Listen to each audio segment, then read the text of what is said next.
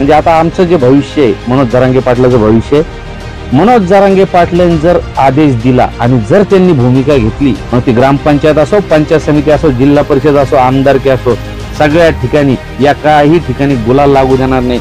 आणि भविष्य जे आहे ना, तर हे सगळं भविष्य, या महाराष्ट्राचं भविष्य असं उज्ज्वल करू, महाराष्ट्र सुजलाम सुफलाम करू. आता हे भविष्य भविष्य भविष्य म्हणते. आता आपण ज्योतिषाकडे जातो, तसं मनोज जरांगे पाटील यांचा जन्म जेव्हा झाला असेल, जरांगे पाटील यांच्याकडे टू व्हीलर नाही, फोर व्हीलर नाही, घर नाही, गाडी नाही. आज अखंड मराठा समाज, 6 कोटी मराठा समाज त्यांच्या पाठीशी उभा राहिला आणि त्यांनी हे भविष्य उज्ज्वल केलेलं आहे. 5 ते 6 दिवस मनोज जरांगे पाटील यांना भेटण्यासाठी वर्ज केलेला आहे. सर्वांना जय शिवराय. मी सचिन हवळे पाटील. आपलं जे लोकप्रिय चॅनल आहे आणि आपण आपली माझी वाईट घेतली त्याबद्दल मी तुमचा शतशः आभारी आहे. संघर्ष योद्धा, मराठा योद्धा मनोज जरांगे पाटील यांनी आपलं 6वं आमरण उपोषण केलं. आजपर्यंतचे बरेच उपोषण केलं. हे 6वं जे केलं यामध्ये 9 दिवस त्यांनी आमरण उपोषण केलं. या 9 दिवसामध्ये मनोज जरांगे पाटील यांची प्रकृती अत्यंत बिकट झालेली आहे. म्हणजे त्यांच्या लिव्हर आणि किडनीवर त्याचा इफेक्ट झालेला आहे. त्यांच्या आम्ही सोनोग्राफ्या केल्या, त्यांचे ब्लडचे रिपोर्ट काढले आणि अत्यंत म्हणजे काटा येणारे रिपोर्ट आलेले आहेत. अगोदर जे उपोषण केले त्यावेळेला तरी लवकर कव्हर करता येत होतं, पण आता त्यांचे रिपोर्ट फार बिकट आलेले आहे. आणि डॉक्टरांनी कंप्लीट त्यांना 15 दिवसाचा आराम म्हणजे त्यांच्या देखरेखीत ठेवायचं डॉक्टरांनी असं सांगितलेलं आहे. आणि 5 ते 6 दिवस मनोज जरांगे पाटील यांना भेटण्यासाठी वर्ज केलेला आहे. महाराष्ट्रातल्या सर्व समाज बांधवांना विनंती करतो, कुणीही हॉस्पिटलकडे येऊ नये. आणि जर तुम्हाला मनोज जरांगे पाटील यांना लवकर ठणठणीत बरं व्हायचं बघायचं असेल तर तुम्ही विनंती आहे, तुम्ही येऊ नका. गॅलेक्सी हॉस्पिटल, अख्खं गॅलेक्सी हॉस्पिटल हे आपल्या सेवेसाठी आहे. तिथले जे सुरक्षा रक्षक आहे ते मनोज जरांगे पाटील यांची सुरक्षा करण्यासाठी, आणि डॉक्टर जे आहेत ते आपले घरचेच डॉक्टर आहेत. ते गॅलेक्सी हॉस्पिटल हे आपलं घरचं आहे. तिथला स्टाफही चांगला मदत करत आहे. आणि मनोज जरांगे पाटील यांचं शरीर हे वैद्यकीय उपचारांना साथ देत आहे. आता साहेब, तुमचा जो प्रश्न होता की मनोज जरांगे पाटील यांचं भविष्य काय, तर त्या भविष्याबद्दल प्रत्येकाला काळजी लागून राहिलेली आहे. कारण आमच्या पुढे आता असा पर्याय या सरकारने केलेला आहे. मनोज जरांगे पाटील यांचं म्हणणं होतं की मला राजकीय महत्वाकांक्षेने मला राजकारणात यायचं नाही. हे वेळोवेळी सांगितलं होतं, वेळ देत राहिलेले.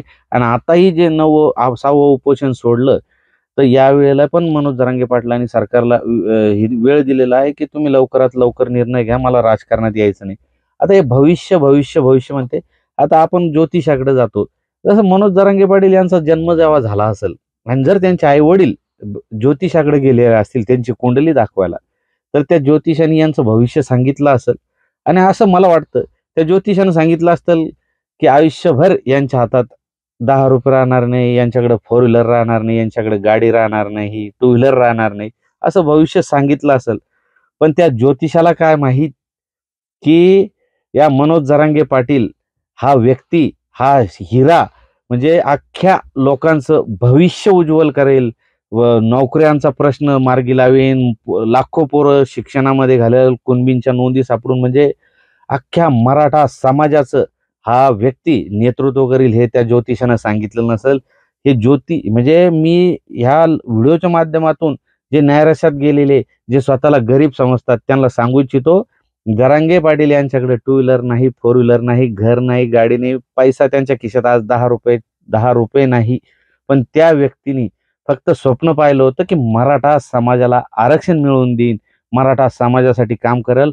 आज अखंड मराठा समाज, 6 कोटी मराठा समाज त्यांच्या पाठीशी उभा राहिला आणि त्यांनी हे भविष्य उज्ज्वल केलेलं आहे.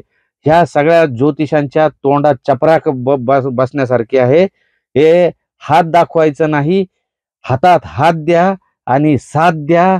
आणि आपल्याला हे येणारी जी संधी आहे, म्हणजे आता आमचं जे भविष्य आहे, मनोज जरांगे पाटलाचं भविष्य आहे, मनोज जरांगे पाटलांनी जर आदेश दिला आणि जर त्यांनी भूमिका घेतली, 288 जागांवर एकाही ठिकाणी या गेंड्याच्या कातडीच्या राजकारणाला धडा आम्ही नक्की शिकवणार.